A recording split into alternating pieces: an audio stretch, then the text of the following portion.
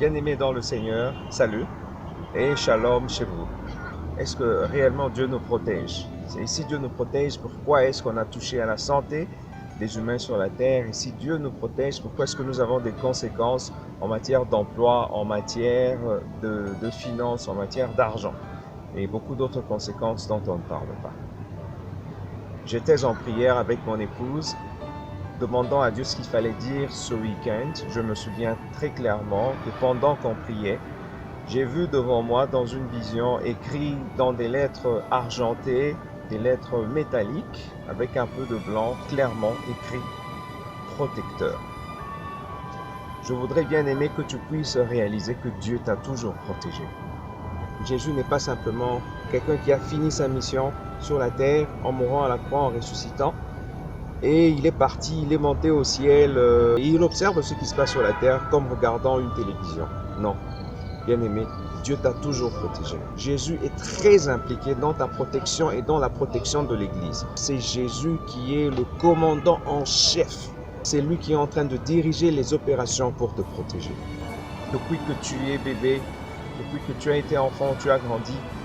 Et si tu as grandi, c'est que tu as eu une personne, une mère, une nourrice qui ont pris soin de toi. Tu as eu des gens qui ont passé des nuits blanches parce que tu ne te sentais pas bien. C'était la protection que Dieu te donnait.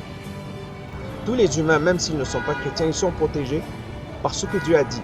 La Bible dit que c'est lui, Dieu, qui se tient à toutes choses par sa parole puissante. En hébreu, cela voudrait dire que Satan ne peut pas donner, que ce soit Satan ou une autre personne, ne peut pas donner à quelqu'un l'idée d'aller juste appuyer sur un bouton et de faire exploser la terre. Parce qu'on nous dit qu'il y a des bombes qui peuvent faire exploser 10 fois, plusieurs fois la terre. Cela ne peut pas se passer parce que Dieu a déjà décidé que la terre va demeurer jusqu'à un certain temps. Donc ça, c'est une protection que nous avons de la part du Seigneur. Nous avons aussi une protection. Dieu te protège, Dieu me protège aussi par les anges. La Bible dit que l'ange de l'Éternel campe autour de ceux qui le craignent et les arrache au danger. Quand une personne vient sur la terre, il y a un ange, au moins, qui est assigné à cette personne. Les quelques batailles que nous avons, les quelques batailles que Dieu nous laisse affronter dans la vie, ce sont les batailles où Dieu voudrait que nous ayons la victoire. Ce sont les batailles qui conditionnent le prix et la couronne, notre couronne au ciel. Dieu nous protège aussi par ce qu'il interdit spécifiquement à Satan de nous faire. Dans le cas de Job, Dieu a clairement dit à Satan, et il a répété 2 fois, il a dit « Tu ne touches pas à sa vie ».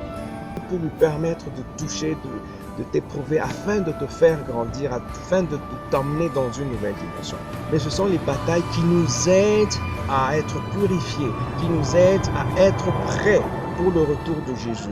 Ce n'est pas parce qu'on ne voit pas la protection de Dieu avec nos yeux physiques qu'elle n'existe pas. Les humains, les présidents sont gardés dans ce monde.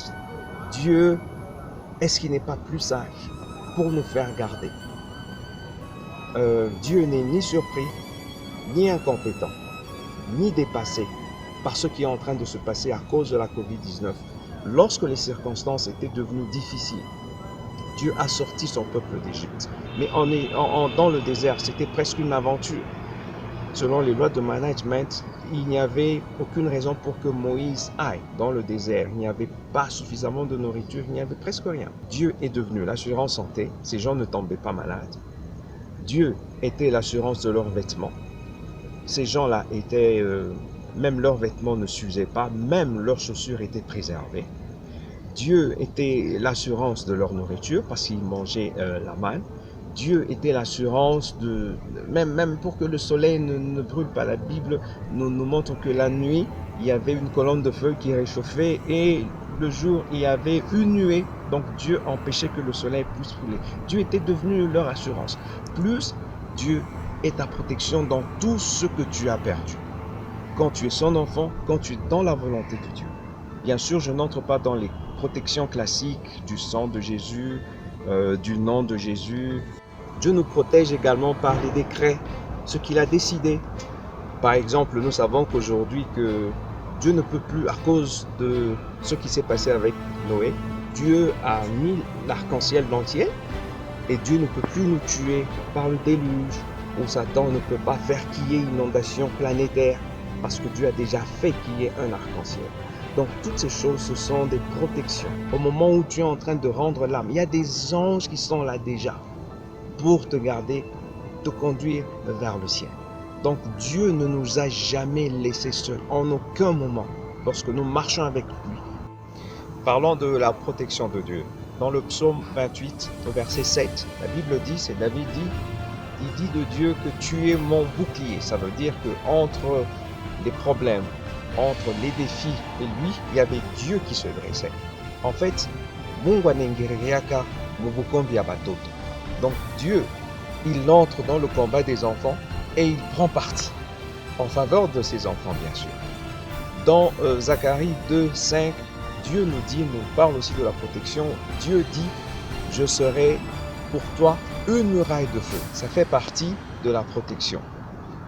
La Bible nous interdit, la Bible dit, Israël ne promène pas des regards inquiets. Vous savez pourquoi? Parce que celui qui promène des regards inquiets les promène sur les choses que nous voyons avec nos yeux physiques. La protection et la sécurité de Dieu dépassent ce que nos yeux peuvent voir. La Bible dit que Moïse marchait comme voyant l'invisible. Dans 2 Rois 6, la Bible nous montre que Israël était en guerre contre la Syrie et le roi avait envoyé ses troupes pour aller arrêter le prophète Élisée. Élisée avait dit à son serviteur, ceux qui sont avec nous sont beaucoup plus nombreux que ceux qui sont avec eux. Donc, quand nous sommes en cas d'insécurité, attaqués par une crise comme celle-ci, la sécurité de Dieu se renforce et ceux qui sont avec nous, chrétiens, sont beaucoup plus nombreux que ceux qui appartiennent à l'ennemi.